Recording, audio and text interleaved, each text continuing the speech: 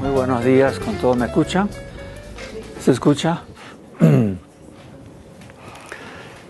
A raíz de esta invitación que me hicieron ya hace un par de meses, creo que fue, entonces me puse a pensar, bueno, de qué podría decir, podría ser interesante.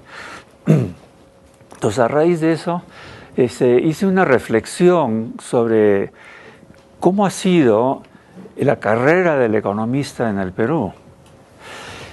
Y incluso eventualmente, creo que fue hace 2 semanas, escribí una columna en el Comercio sobre sintetizando esa reflexión. Y el título de la reflexión fue El sub y baja del economista. Y la razón es que ahora que yo miro para atrás, un poco de historia, lo que veo es que un cierto ciclo en esa carrera. Cuando yo me fui a la universidad, o decidí que quería ir a la universidad, le dije a mi padre que quería estudiar en Europa.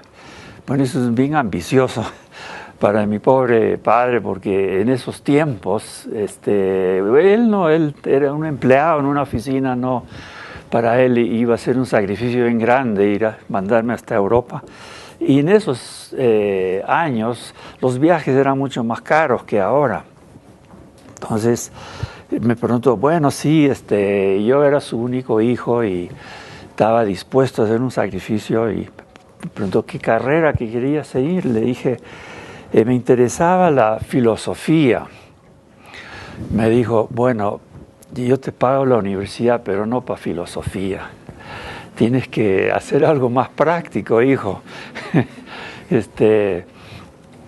Entonces me convenció para ser auditor, estudiar contabilidad.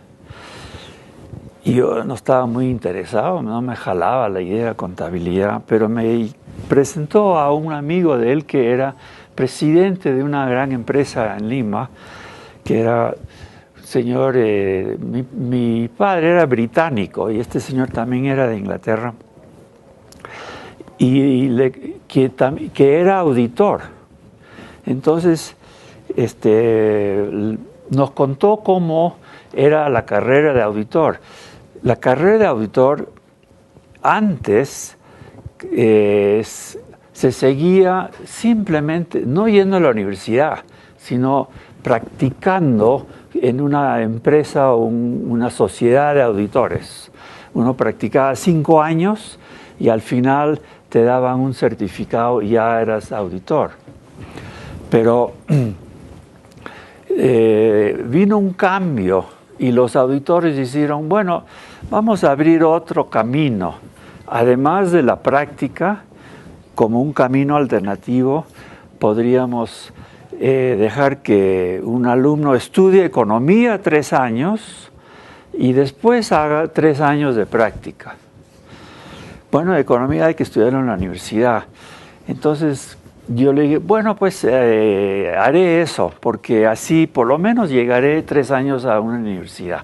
Ese era mi sueño.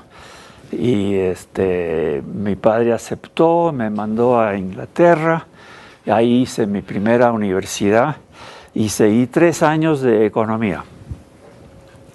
Pero después de 3 años de economía ya me tocaba ir y hacer la práctica, contabilidad. Pero ya después de 3 años me había interesado tanto el tema que le escribí una carta a mi padre diciendo, he cambiado de idea y yo quiero seguir estudiando economía. O sea, le saqué la vuelta a mi pobre padre, que me había mandado ahí para ser auditor, y le dije, no, yo después de que había hecho la universidad ya me quiero quedar en esta carrera. Y me mandó una carta diciendo, Es tu vida, hijo, tú haz lo que te interesa, pero qué pena que escojas esa carrera, porque eso no existe en el Perú, esa carrera no existe, profesión, en el Perú no hay economistas. Efectivamente, en esos años no existía la carrera del economista en el Perú. Y eso quiere decir, me dijeron, que vas a tener que vivir en el extranjero porque aquí no vas a tener trabajo. Bueno, yo dije, bueno, pues qué pena, pero igual quiero estudiar economía. Y entonces de ahí me fui y hice ya más estudios en Estados Unidos ya. Y me gradué 3 años después, 4 años después ya con un doctorado en economía. Y de ahí regresé al Perú, pero yo me iba a un trabajo en la Argentina. Pero en el camino se canceló el trabajo en la Argentina y yo estaba varado en el Perú. Debía plata por el pasaje, no tenía trabajo. Entonces, felizmente me ofrecieron un trabajo en el Banco Central. Así fue accidentalmente que entré a trabajar al Banco Central. Bueno, yo ya era economista con un título de posgrado, pero ninguno de mis compañeros en el Banco Central tenía un título de economía, yo era el único. Bueno, un poco raro, pero es que era cierto lo que habían dicho mis padres, en el Perú no existía esa carrera. Pero tuve la suerte de que justo cuando yo llegué en el Banco Central habían unos jefes ahí que estaban empezando a interesarse en esta nueva carrera de la economía. Y me contrataron y me pidieron que yo contratara más economistas y formara más economistas. Y empecé a hacer eso. Y me pasé varios años trabajando en el Banco Central y uno de mis trabajos principales fue formar más economistas. Y para eso creamos este curso que es el Banco Central, quizás algunos de ustedes conocen que el Banco Central tiene un curso de verano, se llama, donde es muy exigente, es muy difícil entrar. Y la idea del curso fue para reclutar nuevos economistas para el Banco Central. Esa fue la idea original. Y con el curso empezamos a formar 20, 30 alumnos cada año y a los que sacaban las mejores notas los contratábamos al Banco Central. Y después les dábamos becas y muchos de ellos se fueron a estudiar afuera. Y así se fue empezando a haber más y más economistas. Pero en el gobierno no habían todavía economistas y nadie contrataba a un economista. No se entendía qué cosa. Había, es cierto, una facultad en San Marcos, también en la Católica, pero donde enseñaban Facultad de Ciencias Económicas, Contables y de Administración. Pero básicamente era administración y contabilidad. Y casi no habían cursos de economía. Y nadie se graduaba de economía. Y así era cuando yo empecé la carrera. Prácticamente de la nada.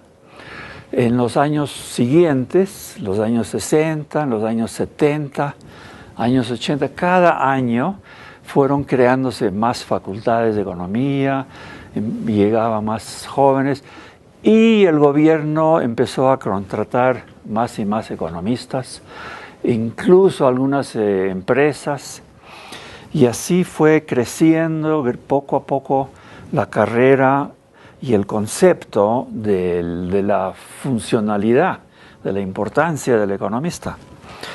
O sea, prácticamente de la nada nació la carrera. O sea, todas las demás carreras vienen de antes, o casi todas. Ingeniería, derecho, medicina, humanidades, educación, etc. Una otra carrera que es relativamente nueva y que tampoco existía cuando yo empecé a trabajar era la de comunicación. Y me acuerdo cuando alguien me contó que en la Universidad de Lima existía una carrera de comunicación y yo dije, ¿eso qué será? ¿Será periodismo? Esa es mi única concepción de lo que era la carrera de comunicación. Hoy día la comunicación es una de las grandes carreras. Hay grandes facultades en muchas universidades, pero además el concepto del rol del comunicador ha evolucionado enormemente. Ahora la comunicación, casi no hay empresa que no tiene un comunicador. Cualquier empresa grande ya necesita un comunicador. Alguien que sabe cómo hablar con su clientela, con sus proveedores, cómo generar imagen, cómo estar en contacto con el mundo. Eso ya es un elemento central. Algo así como lo que pasó con los economistas. Ahora, en los años 70 el Perú entró en muchos problemas económicos, de inflación, fue un nuevo problema porque antes no había casi inflación en el Perú, pero con el gobierno militar se descontroló la cosa y llegó mucha inflación, también recesión en los años 80 peor. Y en todo el mundo hubieron muchos problemas y el gran problema de la deuda externa que tuvo el Perú y muchos países y que ya no podían pagar. Y entonces en todo el mundo hubo una especie de reacción en el sentido de que tenemos que manejar mejor la economía. Y eso estaba muy asociado, iba muy junto con política algo más conservadora, más de derecha.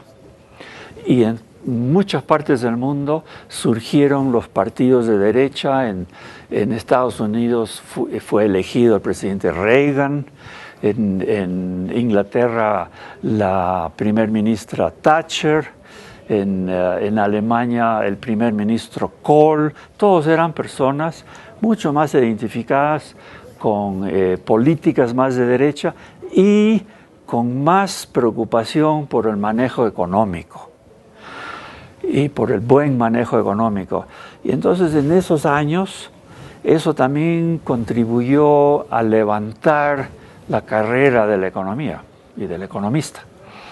Entonces ha sido un poco, o sea, la carrera del economista ha sido un poco producto de estas grandes tendencias políticas que se han dado en el mundo y de problemas económicos. Y eso ha continuado en el Perú hasta hace poco. Han ido formándose más y más economistas y ahora hay bastantes economistas en el Perú, inclusive con estudios ya de posgrado, no solo de pregrado, sino ya muchos economistas. Cuando yo empezaba, yo al principio era, creo, el único economista con un PhD. Ahora hay por todos lados y es una gran cosa ver que hay tanta profesionalización. Pero también hoy día yo empiezo a ver cierto cambio en la tendencia y en la imagen del economista. Porque, por ejemplo, en el último año nomás, en varias universidades de las más famosas en el mundo, en Estados Unidos, en París, en Inglaterra, entre otros países, los alumnos de economía se han rebelado contra sus profesores y han dicho, ustedes no nos están enseñando una economía que queremos aprender, porque ustedes lo que nos enseñan es pura matemática y nosotros queremos tener que ver con el mundo, con la sociedad. ¿Y de qué nos sirve esa pura matemática?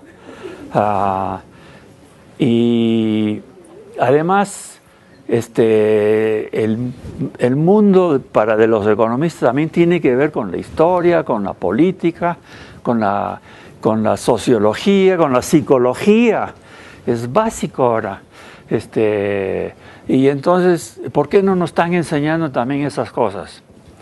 Y a raíz de esa rebelión, porque formaron asociaciones, ya se conectan con la internet, todo se conecta. Hay como una gran red mundial de estudiantes de economía ahora, todos conectados en contra de la vieja enseñanza de la economía. Y entonces en muchas de estas universidades se han introducido cambios en los currículos, en las currículas, donde ponen más énfasis en estos otros temas de ciencia social. Ahora, regresando un poco a mi historia personal, cuando yo ya había estado trabajando como economista varios años, salí del Banco Central, o más bien me votaron, porque entró el gobierno militar y querían a economistas más de izquierda. Entonces yo no les caí bien y salí. Entonces me fui a trabajar a tiempo completo en la Universidad Católica. Y justo en la Universidad Católica esto fue el año 70. En el año 70 se dio la nueva ley universitaria del Perú. Y esa ley cambió las estructuras de las universidades, creó, le dio poder a los estudiantes y a los administradores dentro del Consejo Universitario, por ejemplo. Pero también creó el concepto organizativo de la matriz, que antes todo era vertical en la forma de facultades. Y tenía su decano de ahí para abajo. Pero con la matriz, además de las facultades que eran verticales, se crearon los departamentos, que eran especialidades temáticas. Por ejemplo, la psicología era un departamento de psicología. Y los profesores de psicología daban cursos quizás a estudiantes que estaban en Derecho, o en la Facultad de Derecho, o quizás en la Facultad de Medicina, etcétera, etcétera. Igual el Departamento de Economía tenía que dar cursos en distintas facultades. Muy bien, es el nuevo sistema organizativo. Pero esto lo que llevó fue a una mayor especialización de los economistas. Pero en la Católica en esos años se enseñaba, los economistas estaban en esta facultad que mencioné, que era más práctica, contabilidad, etc. Y la otra donde se empezaba a enseñar era la Facultad de Ciencias Sociales. Entonces yo empecé una campaña dentro de la universidad para que toda economía se trasladara a ciencias sociales. Porque yo decía, economía es una ciencia social. Tiene que ver con gente, con la vida colectiva de la humanidad en el aspecto económico. Pero es gente. Claro, estamos mirando cómo trabajan, cómo consumen, cómo compran, venden, sus comportamientos económicos. Pero estamos hablando de gente. Entonces deberíamos saber algo más de gente de lo que normalmente el economista sabe. Tenemos que mirar historia, tenemos que estar aprendiendo los sociólogos, etc. Entonces, finalmente gané la batalla y se trasladó economía a ciencias sociales. Y la Católica ha sido así. Economía se enseña dentro de la Facultad de Ciencias Sociales. porque no hay una facultad de economía, sino hay una facultad de ciencias sociales, y ahí están todos juntitos, sociólogos, y en la siguiente oficina hay un psicólogo y un politólogo, etc. Bueno, y gran victoria para mí. Yo pensé, ahora se va a hacer mucho mejor, porque vamos a tener una mejor formación de economía. Pero de ahí yo me salí, me fui a trabajar a Estados Unidos y regresé después de muchos años. Y después salí otra vez, etcétera. Mi vida ahí está entrando y saliendo. Pero después de mucho tiempo, regresé y estuve conversando y preguntando cómo era la enseñanza de economía en la católica. Y fui descubriendo que ahí en la Facultad de Ciencias Sociales, los economistas solo hablaban con economistas y los psicólogos solo con psicólogos y los politólogos solo con politólogos. Pero especialmente los economistas se consideraban un grupo aparte que no tenía nada que ver con estos otros señores que no sabían nada de matemáticas. Entonces, eran en cierta forma inferiores. Y entonces, por más que yo había tratado de juntarlos, prácticamente no había producido ninguna relación de vida y sobre todo de trabajo intelectual conjunto, ¿no?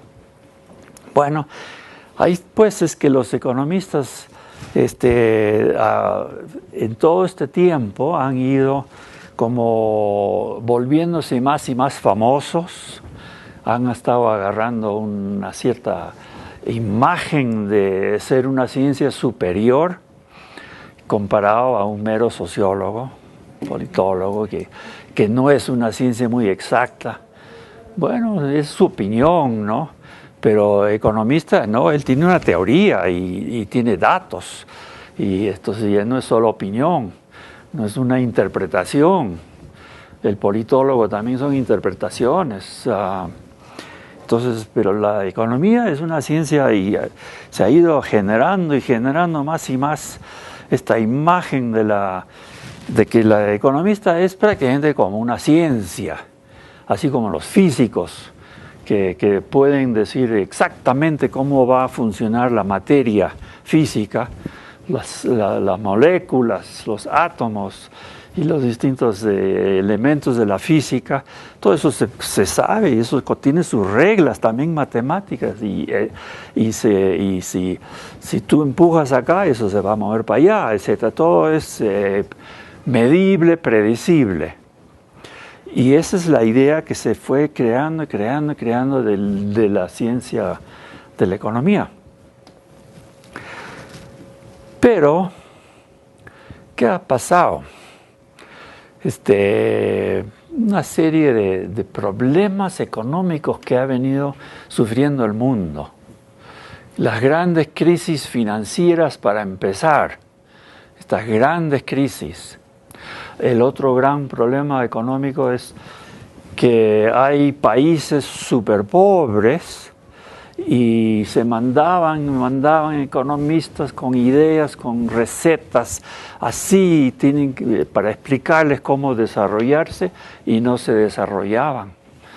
Eso pasaba en el África, en algunos países del Asia, y también aquí en América Latina. Entonces otros países sí se fueron desarrollando, pero muchos países no, y parecía que no. Entonces, ¿qué pasa con la ciencia económica? No funciona en esos países. Pero después, eso más o menos es una especie de fracaso, pero no afectaba mucho la imagen del economista. Pero cuando vino la gran crisis financiera del año 9-8, a eso sí que afectó la imagen del economista, porque esa es una crisis que no tenía que ver con países perdidos ahí en el África, sino tenía que ver con los mismos países más ricos del mundo, que supone que estaban hasta acá de economistas, de premios Nobel, que sabían todo cómo manejar una economía. Y entonces, ¿por qué cayeron en tanto problema? Y no es solo que el economista, que no le hacían caso, sí les hacían caso. Los economistas importantes de esos países sí tenían puestos de importancia y sí les hacían caso. No era pura culpa de los políticos, sino que los políticos sí escuchaban a los economistas e igual cayeron en una tremenda crisis financiera, cayeron bancos, empezó una gran recesión que continúa hasta hoy. Hubo un momento que se fue arreglando, pero después una nueva caída en el 2008, en el 9-8 y después en el 2008 de nuevo. Y ahora seguimos, hay recesión en casi todo el mundo. Y hay no solo recesión, así nomás, un poco de desempleo y caída de la producción, sino en Europa ya hay tremendo desempleo en muchos países. Algunos de ustedes quizás han sabido algo de eso, de algo que han leído, o quizás por amigos, familiares, pero hay españoles están viniendo al Perú a buscar trabajo. Miraflores está lleno de arquitectos, ingenieros españoles que no tienen trabajo en España. En Estados Unidos también hay un tremendo problema de recesión. Hace años ya que la economía de Estados Unidos no levanta cabeza. Pero encima de este problema ha venido otro problema que cada día crece en la importancia, en el efecto y en la atención. Y es el problema de la desigualdad. En Estados Unidos y en Europa, hace años que los ricos se están volviendo más y más ricos, y la gran mayoría del país tiene los mismos ingresos y hasta menos ingresos que hace 10, 20, incluso 30 años. Entonces, no solo que todo el país está medio estancado, sino que las diferencias adentro del país están creciendo. Bueno, ¿qué está pasando?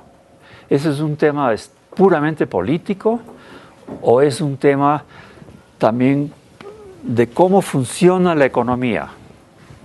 La economía tiene un funcionamiento que de por sí va generando más y más desigualdad.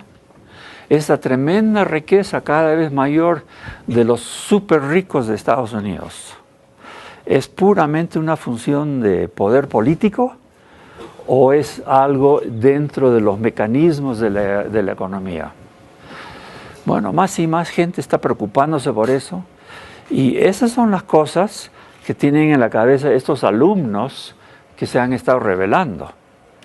Lo mismo está pasando en Europa. También hay tremendo más y más diferenciación entre ricos y pobres.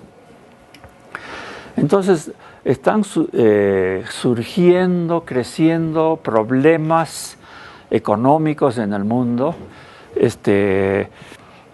que parece que no se entienden bien. Entonces hay más y más reflexión sobre esto.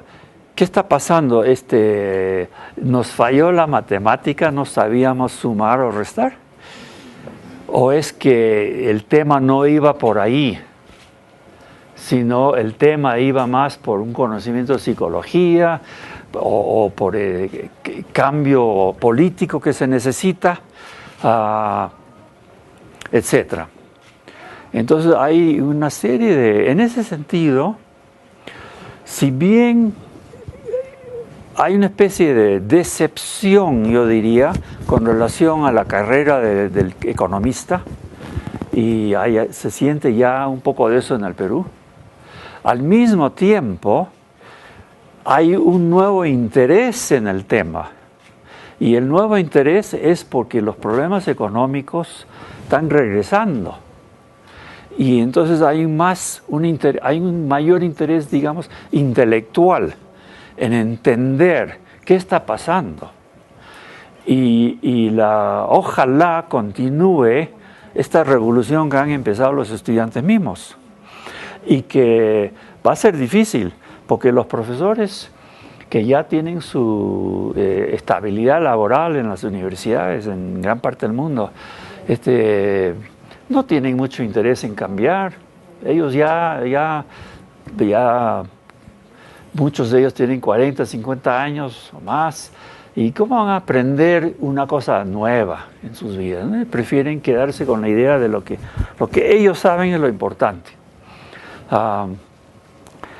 Y entonces no va a ser fácil que se dé pero de hecho se está dando. De hecho se está dando.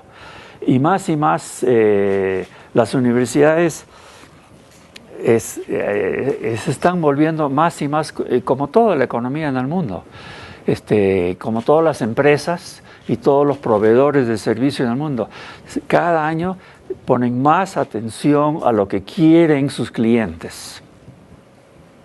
Eso también está pasando en las universidades.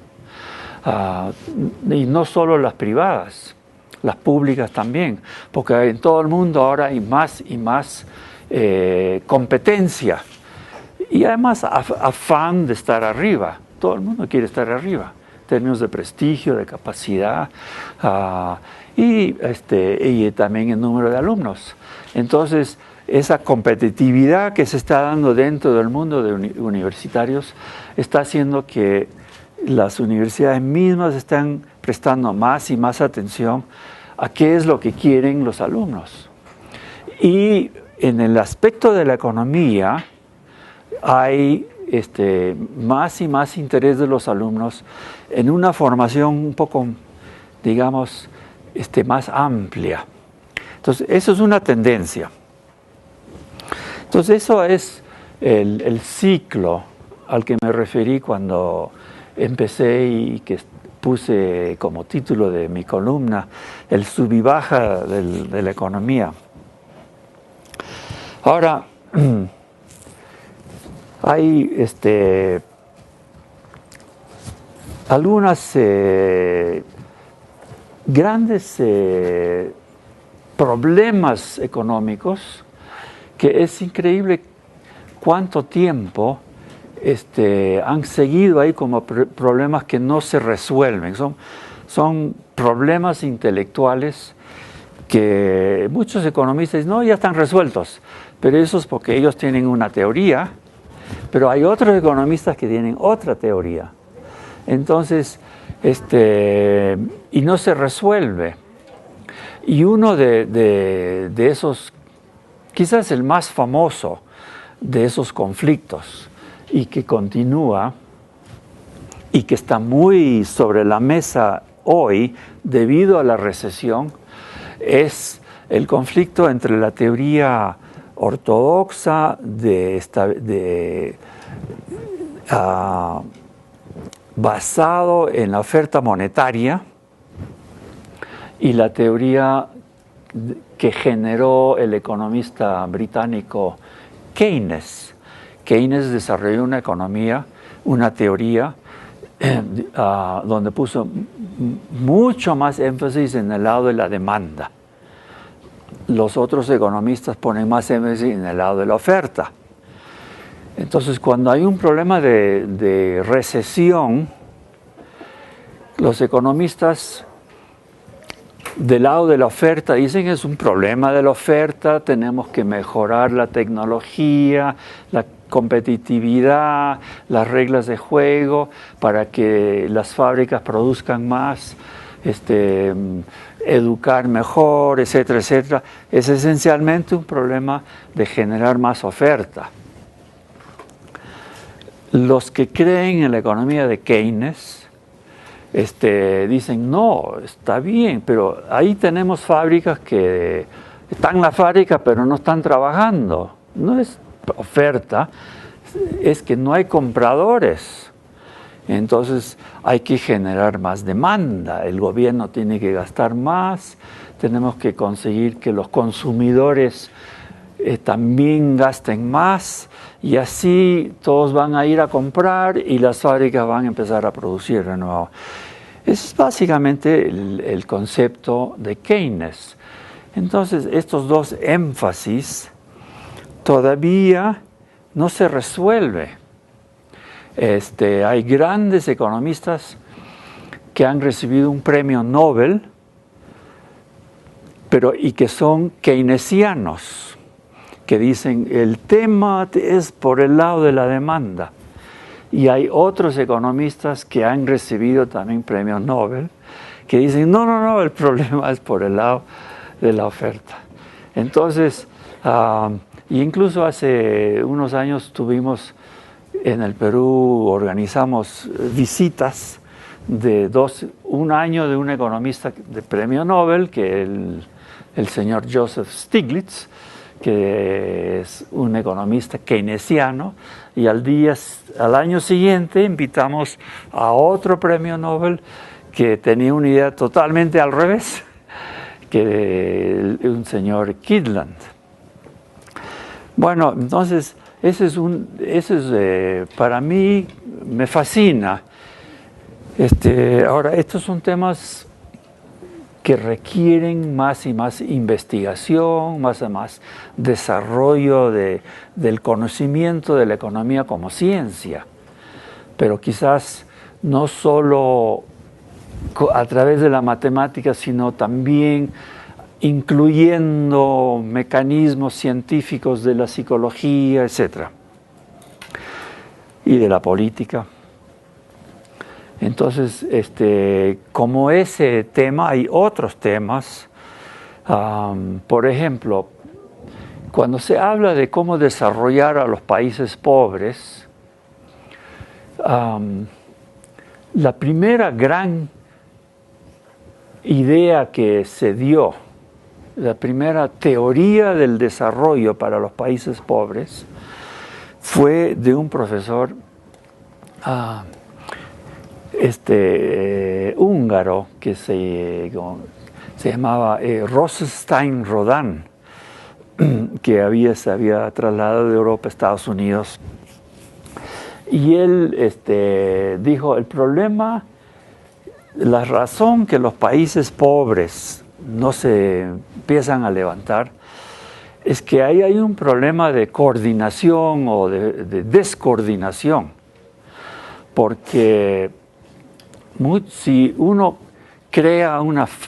invierte y pone una fábrica, pero de repente ya está lista la fábrica mañana, pero no hay un camino para que los productos de la fábrica puedan ir a donde está la gente, o no hay falta camino para que lleguen las materias primas que necesitan, o falta electricidad, porque el gobierno no ha puesto electricidad, faltan toda clase de otras cosas que se requieren.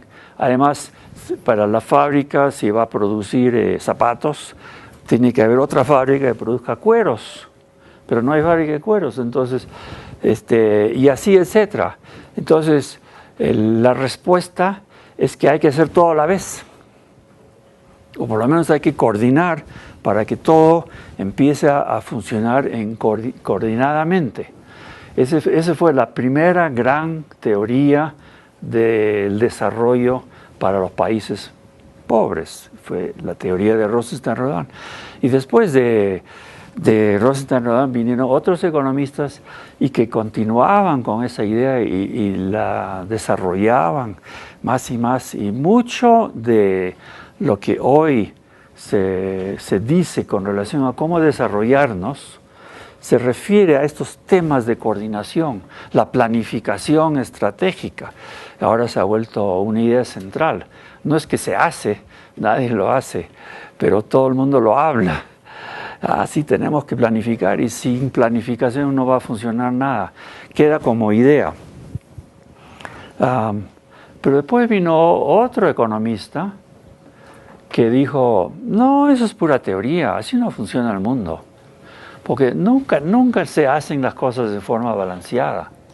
contrario, todo, aquí siempre hay un empresario que se avienta y pone su fábrica. Y después descubre, uy, pero ahí falta fábrica de cuero. Entonces él ayuda y crea y empieza a buscar gente que podría producir. Y así eventualmente alguien pone una fábrica de cueros. Y que falta electricidad. Bueno, él empieza a insistir y con el gobierno y así eventualmente viene la electricidad. Y se necesitan técnicos que saben de la química de cueros. Bueno, y entonces las universidades eventualmente se dan cuenta y empiezan a formar esos ingenieros químicos que se necesitan, etc. Entonces, que así funciona el mundo en la práctica. Y lo que hay que hacer es fomentar estas, lo que llamaba vinculaciones, para que lo que hace uno influya sobre otros. Ese fue un profesor, el que más desarrolló esa teoría fue un profesor Hirschman. Y él decía, no, el tema no es desarrollo balanceado, el tema es desarrollo desbalanceado, porque así es como funciona. Y eso hay que reconocerlo y fomentarlo. Bueno, entonces siempre hay estas grandes disyuntivas teóricas que no se han resuelto por los economistas. Y a veces llega un ministro de Economía, un presidente y un economista con una teoría le habla y el presidente se entusiasma con eso y el gobierno empieza a seguir esa teoría, pero después puede cambiar el presidente, viene otro asesor con otra teoría y por eso hemos tenido cambio continuo. Y en el Perú todo el tiempo hemos estado cambiando de modelo económico. Y entonces venía un gobierno y nuevo modelo económico, otro gobierno, nuevo. Incluso dentro de algunos gobiernos, en el mismo gobierno, cambiaba el modelo económico. Ahorita, yo no sé qué efecto va a tener, pero se acaban de nombrar un par de ministros que creen que hay que cambiar el modelo de este gobierno. Para implantar un modelo que llaman de la economía diversificada. Bueno, entonces estos cambios probablemente no son muy buenos porque hay un modelo que nunca hemos puesto en práctica todavía. Y ese es el modelo de no cambio. Y de repente ese es el que va a funcionar. Si simplemente, porque así todo el mundo ya sabe las reglas, así van a hacer las cosas y ya sé cómo van a hacer las cosas. Y no que después cambia el presidente y ya cambian todas las cosas. Bueno, entonces hay una serie de temas así que para mí me fascinan. Y ahora, tengo que confesar que a mí mi pasión es más académica y no es la idea principal de la función del economista. O sea, la idea principal de la función del economista es más bien práctica. No de científico para entender al mundo, sino más como un ingeniero que sabe hacer las cosas para que funcione el mundo. Esa es la idea principal que hay sobre el papel del economista. Bueno, me parece que se necesitan las dos cosas. Se necesitan economistas que ayuden a que funcionen las cosas y también necesitamos economistas que tienen una pasión por descubrir, por entender al mundo. En Perú no hay mucha pasión por la investigación y por el puro conocimiento. Pero también no es solo un tema de pasión, sino es un tema de que la gente tiene que ganarse el pan. Y no hay mucho dinero disponible para financiar investigaciones. Entonces no hay mucho mercado para el economista puramente académico. El mercado está más por el lado del economista práctico. Bueno, pero ahí también, en el caso del economista práctico, de repente yo ahora pienso, recordándoles la revolución que yo hice en la Universidad Católica, cuando junté a los economistas con los sociólogos. Ahora pienso, yo creo que me equivoqué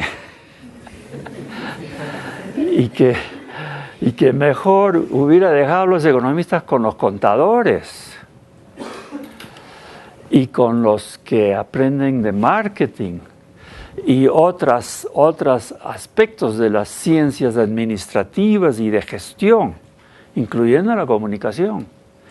Porque hoy en día el mercado grande que hay, ya a nivel de empresas, y también muchos componentes del gobierno, necesitan gente con sabiduría práctica, de manejar oficinas, de gestionar, de ser gerentes de distintos programas del gobierno o gerentes de departamentos dentro de las empresas grandes.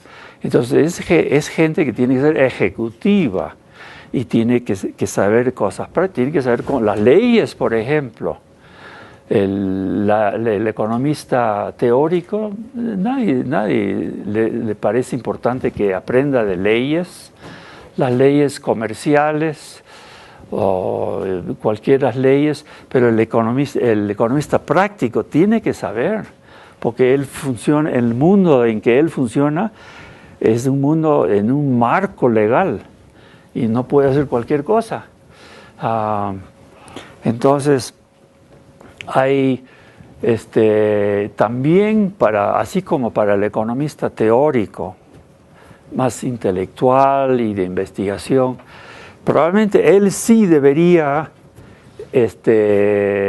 formarse muy de la mano con otras ciencias sociales, y repito, especialmente el psicólogo, comunicador, el politólogo, etcétera.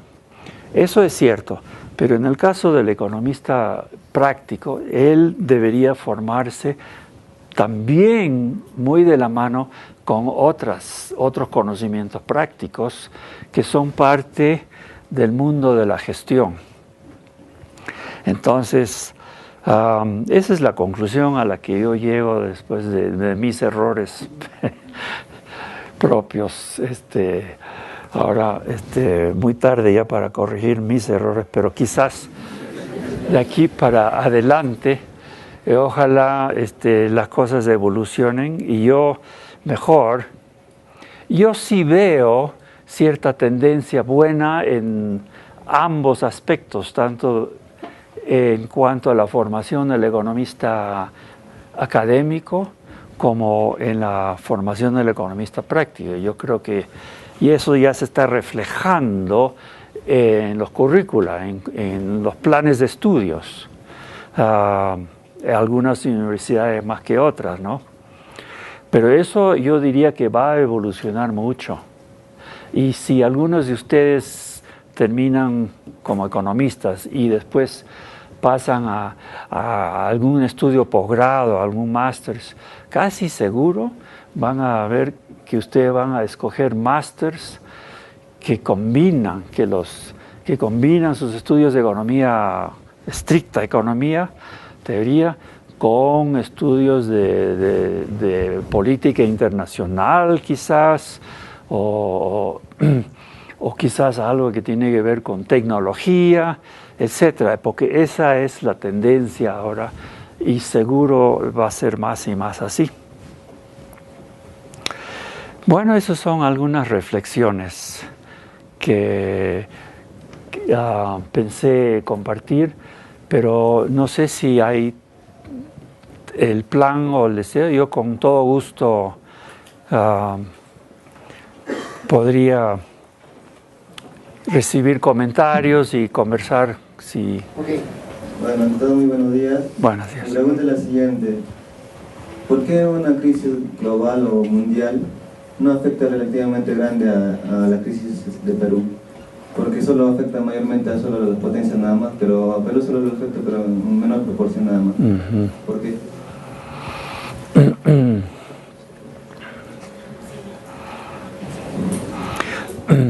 Yo creo que acá, se han combinado dos cosas acá. Hemos tenido suerte en algunos aspectos porque hemos estado produciendo y abriendo nuevos productos, líneas de producción donde hemos tenido una ventaja bien grande. Entonces, tanto la minería como algunos productos nuevos agrícolas, y hemos estado a la vez, como hicimos muchas reformas que han ayudado el desarrollo, esas reformas todavía estaban surtiendo sus efectos. No es algo que hicimos hace 50 años, ya se acabaron, digamos, las energías de la reforma, sino eran nuevas las reformas y todavía hemos estado surtiendo esos efectos. Pero eso se combinó con estos nuevos productos, es una mezcla de la reforma, pero también de suerte.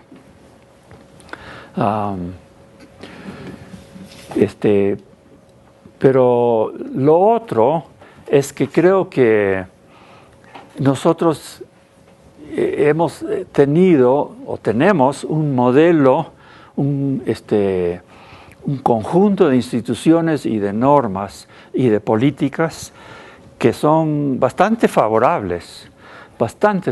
Y yo creo que nos fuimos un poquito más en esa dirección que muchos otros países, especialmente en América Latina. Por ejemplo, uno puede ver países donde que no, quizás por lo mismo que no hicieron tan mal las cosas, tampoco corrigieron rumbo tanto como nosotros. O sea, aquí hicimos tan mal las cosas en los 70 y 80 que la corrección de rumbo aquí fue muy fuerte. Pero en Chile eso vino antes. Entonces ellos ya disfrutaron la corrección de rumbo, pero ya después como que se fueron agotando las fuerzas de la corrección. Y Colombia no hizo tanta corrección de rumbo y menos algunos otros vecinos.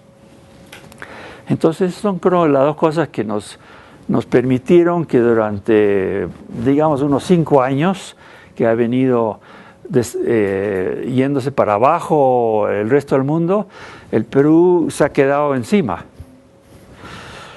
Pero creo que es temporal eso, y ya se está viendo.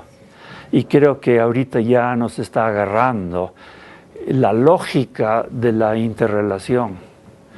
Y es que si todo el resto del mundo va más despacio, también vamos a terminar yendo más despacio, ¿no? Ese es mi intento de explicación. En su opinión personal, para usted, ¿cuál sería el principal motivo por el cual el Perú empezó a querer una desaceleración económica? El Perú ha empezado a querer una desaceleración económica. Sí. ¿Cuál sería, en su opinión personal, el principal motivo? ¿Por qué? Sí, bueno, un poco es la misma respuesta, o sea, en parte aquí yo creo que se combinan dos cosas, un poco la otra cara de la medalla de lo que acabo de decir. Uno es la recesión mundial sí nos va a afectar, nos está afectando. Pero lo otro es que creo que estamos empezando a malograr un poquito el modelo, el esquema, las reglas de juego. Yo creo que porque la economía funciona dentro de un contexto de leyes, de costumbres, de instituciones. Por ejemplo, una de las instituciones fundamentales para una buena economía es el derecho a propiedad. Ahora, ¿qué derecho a propiedad en un país donde el poder judicial es totalmente corrupto? Entonces, Y sospecho que eso es una de las cosas que ha estado deteriorándose. Pero así también hay poco más de... Ha ido, si bien se simplificó mucho todo lo que ahora se llama la tramitología, eso como que está dando marcha atrás. Al menos esa es una cosa que muchos dicen, a mí no me consta, no he dicho números, no tengo una evidencia muy definitiva, pero esa es una opinión de muchos, ¿no?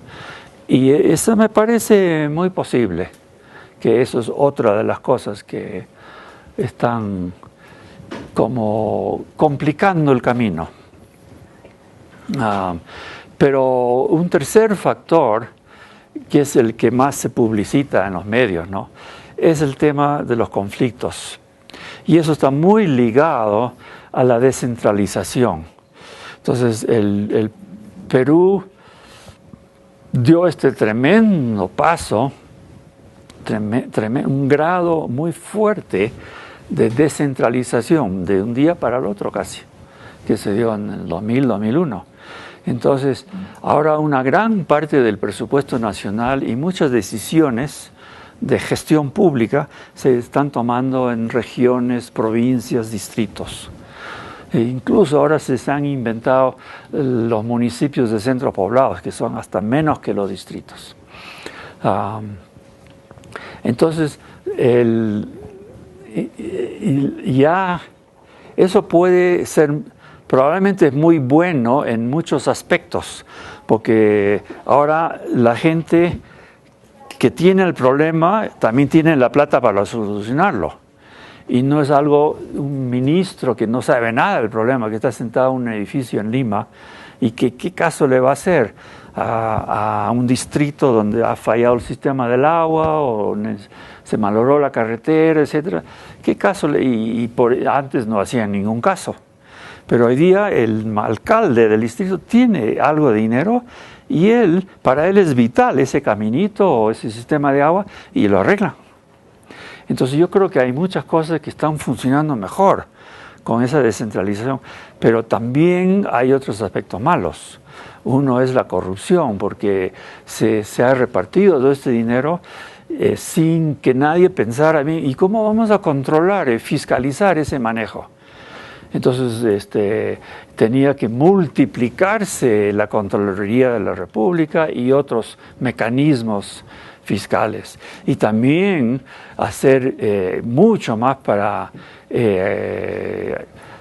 reducir la corrupción en el Poder Judicial. Entonces, todas estas cosas han permitido mucha botadera de plata y parálisis de proyectos y hacer malos proyectos, etcétera. Entonces es una mezcla de cosas, pero eso de la política también creo que es parte. Y eso juega con los conflictos, gente que quiere parar proyectos de inversión, a veces de caminos, y eso es su instrumento de hacer política. A veces realmente creen, no, este proyecto es malo. Muchos que sí están convencidos, pero muchos también que simplemente lo usan como un instrumento de llegar a ser el alcalde o lo que sea, ¿no? Entonces, ahí estamos, regresando a lo que decía antes, que el economista solo no puede con su matemática resolver los problemas del país, porque se necesita una buena política, un buen manejo de la justicia y de los derechos, etcétera. Y eso van de la mano con el manejo económico. Buenos días con todos, buenos días. Buenos días. Solo quería preguntarle, ¿usted cree que los programas Pensión 65, Beca 18 afectan al país, ya que nosotros pagamos todos los impuestos y es como una salida? Eso es uno, o sea que si es bueno el impacto a largo tiempo. Y dos, si el sector construcción aquí a 4 años seguirá con eso en el boom, o que usted ¿Qué perspectiva tiene usted? Uh-huh. Bueno, empezando con lo segundo, sí, yo creo que el boom de la construcción ya de hecho está desapareciendo y sospecho que va a seguir habiendo construcción, pero a un ritmo menor por varios años hasta que regresamos a un crecimiento más dinámico. Yo sospecho que esto no se... Algunos creen que esto se va a arreglar ya a partir del próximo mes y que el próximo año ya vamos a estar mucho más normales. Yo creo que va a demorar más. Pero cuando periodistas me preguntan eso, yo digo, yo no sé.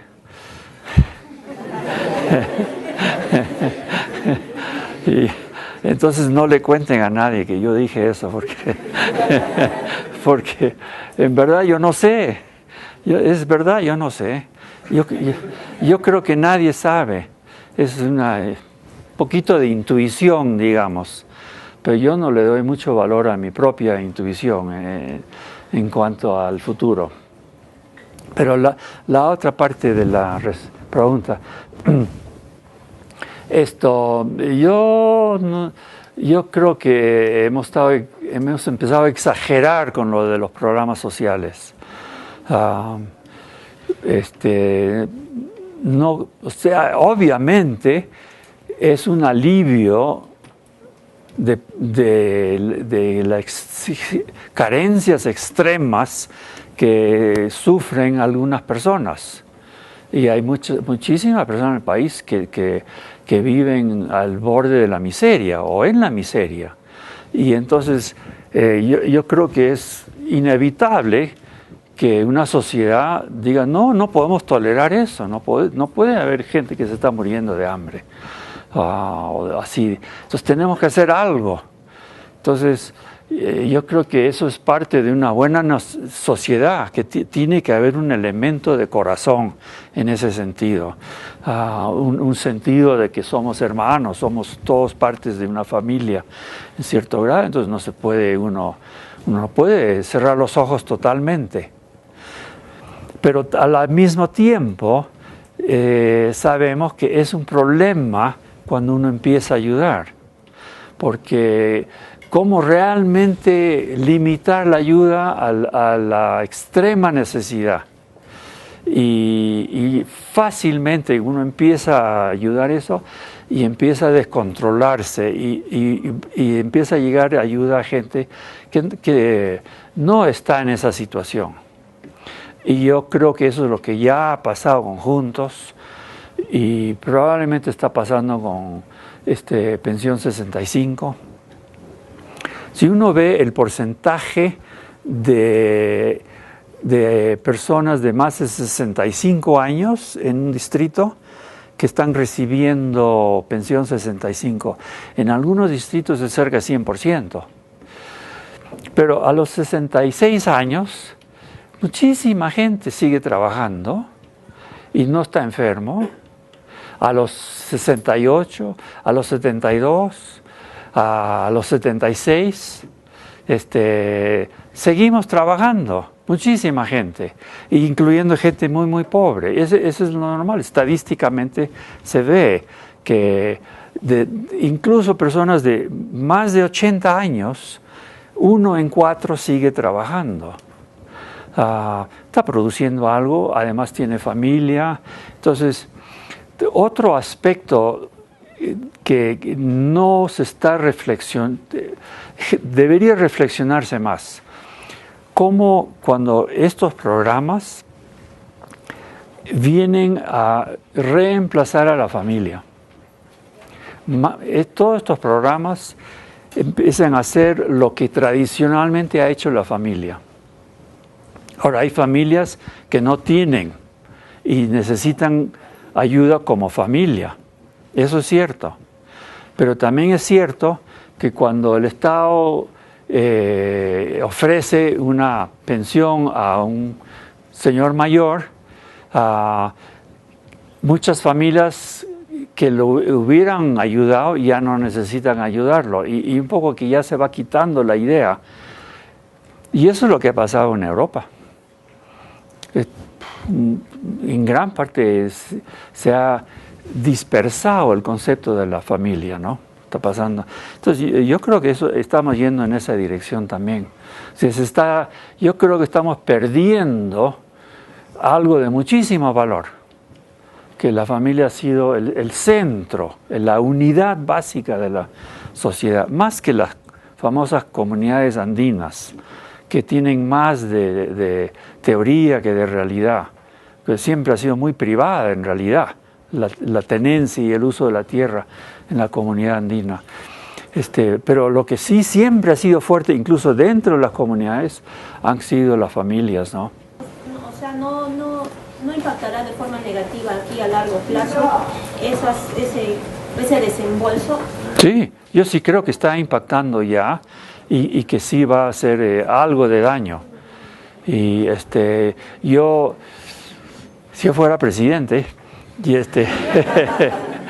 yo mandaría a reducir esos programas y a no desaparecerlos, pero manejarlos buscar mecanismos para que sean mucho más estrictos, ¿no?